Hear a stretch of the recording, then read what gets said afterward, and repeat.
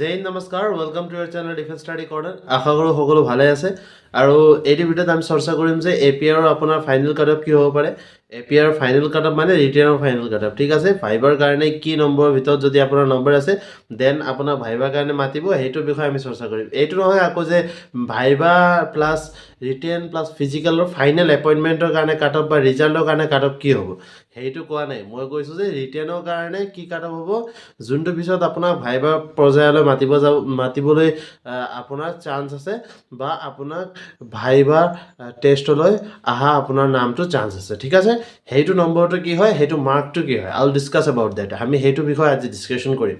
এতিয়া প্ৰথমতে মই আপোনাক 2-3টামান কথা কৈ দিওঁ যে মই ষ্টাৰ্টিঙৰ পৰা মই কৈ আছোঁ যে আমি যিকোনো তথ্য আপোনাৰ আগত প্ৰস্তুত কৰোঁ with proper analysis, with proper back and research. আমাৰ যিমান ৰিচাৰ্চ আছে, আমি যিমান এনালাইচিছ কৰোঁ, সেই ভিত্তিত আপোনাক আমি এটা তথ্য বা এটা নম্বৰ বা এটা মাৰ্ক প্ৰস্তুত কৰোঁ, হয়নে। চ' এতিয়া আমি যোনটো মাৰ্ক আপোনাৰ আগত প্ৰস্তুত কৰিম, যোনটো নম্বৰ আপোনাৰ আগত প্ৰস্তুত কৰিম, সেইটো নম্বৰ আপুনি সেইটো ভাবিব লাগিব যে যদি আপোনাৰ ভিতৰত এই নম্বৰৰ ভিতৰত আপোনাৰ নাম আছে তেনেহ'লে আপুনি নিশ্চয় ভালকৈ প্ৰিপেৰেশ্যন কৰক, অ'কে। নিশ্চয় নিজৰ প্ৰিপেৰেশ্যনটো আপ ৰাখক, ঠিক আছে, ভাইবাৰ কাৰণে। এতিয়া মই আপোনাক কৈ দিওঁ যে আমি ভাইবাৰ কাৰণে যোনটো ৰিচাৰ্চ কৰি আছোঁ যে আপোনাৰ নম্বৰ কি হ'ব পাৰে, সেই ৰিচাৰ্চৰ ভিত্তি আমাৰ কি হয়, সেই ৰিচাৰ্চৰ প্ৰুফ অফ ডকুমেণ্ট আমাৰ কি হয়, আপোনাৰ ৰেছপন্স। আপুনি যিমান ৰেছপন্স কৰিছে লাইভ ছেশ্যনত, আপুনি যিমান ৰেছপন্স কৰিছে কমেণ্ট ছেকশ্যনত, আপুনি যিমান ৰেছপন্স কৰিছে পলত, আৰু আপুনি যিমান ৰেছপন্স কৰিছে আমাৰ কমিউনিটি ছেকশ্যনত, পলৰ কমেণ্ট ছেকশ্যনত। লগতে আপুনি বহুত সংখ্যা কেণ্ডিডেটে মোক কলো কৰিছে পাৰ্চনেলি, যিহেতু মোৰ নম্বৰ ফুল্লি এভেইলেবল আছে ইউটিউবত। চ' আপুনি বহুতে মোক কলো কৰে যে ছাৰ ইমান নম্বৰৰ ভিতৰত মোৰ নম্বৰ আছে, মোৰ নাম আহিব পাৰে নেকি, বা আপুনি সকলোৱে বহুত সংখ্যক ল'ৰা ছোৱালীয়ে মোক মেছেজো কৰে, অ'কে, হোৱাটছএপত।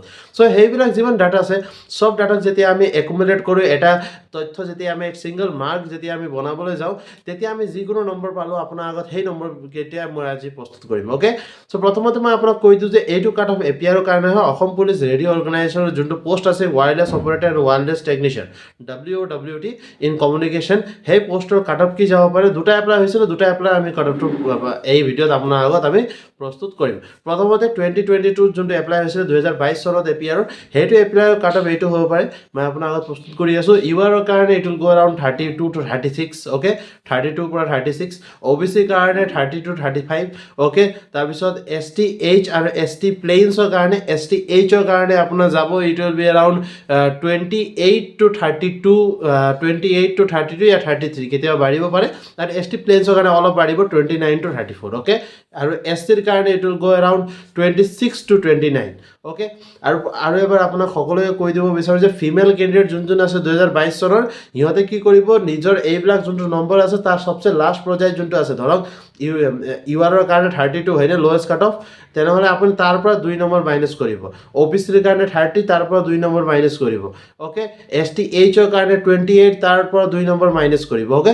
তেনেকৈ আপুনি 2 নম্বৰ মাইনাছ কৰি পেলাই আপোনাৰ যদি সেই নম্বৰৰ ভিতৰত আপোনাৰ নম্বৰ আহি আছে তেনেহ'লে আপোনাৰ নাম নিশ্চয় অহা চান্সেছ আছে। আৰু যদি এই নম্বৰৰ ভিতৰতো নাম অহা নাই তেনেহ'লে হোপ নিদিব, বিকজ আমিতো এক্সপেক্টেড কাট অফ দি আপোনাৰ আগত প্ৰস্তুত কৰি আছোঁ, হয়নে।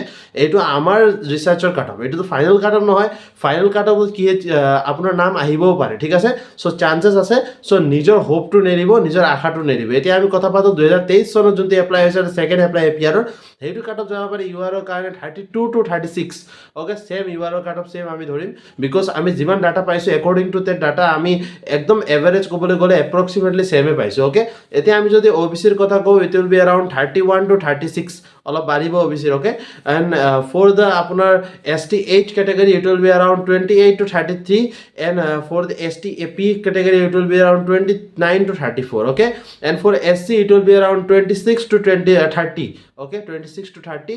And for female please 2 number কমাই ল'ব ফ্ৰম দ্য যোনটো আপোনাৰ লোৱেষ্ট নম্বৰ আছে কাট অফৰ, ঠিক আছে। যেনেকৈ URৰ লোৱেষ্ট নম্বৰ কিমান 32, তাৰ পৰা 2 নম্বৰ কমাই পেলাই 30 আপোনাৰ এভাৰেজ ধৰিব পাৰে। যদি সেই ভিতৰত আপোনাৰ নম্বৰ আহিছে তেনেহ'লে আপোনাৰ চান্সেছ নাম অহা ভাইবাৰ কাৰণে বহুতেই বেছি আছে, ঠিক আছে।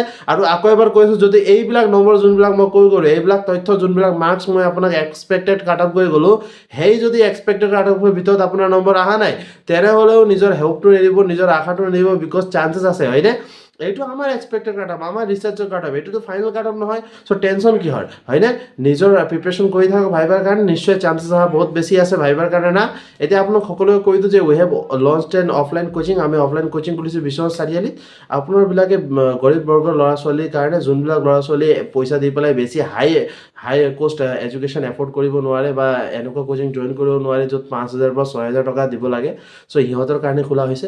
চ' আপুনি যদি এই কোচিংটো জইন কৰিব বিচাৰে আপোনাৰ কাৰণে বহুতেই ভাল হ'ব, বিকজ এই কোচিঙত আপোনাৰ নেক্সট আহিবলগীয়া ADRE, DHS, Assam police, SSC, Agniveer, এই সকলো বিভাগৰ আপোনাৰ কোচিং হ'ব with proper basic to high level coaching হ'ব। আপোনাক প্ৰপাৰ 4টা ছাবজেক্টৰ কোচিং হ'ব, ৰিজনিঙৰ হ'ব, আপোনাৰ GK GSৰ হ'ব, আপোনাৰ মেথছৰ হ'ব, আপোনাৰ ইংলিছৰ হ'ব।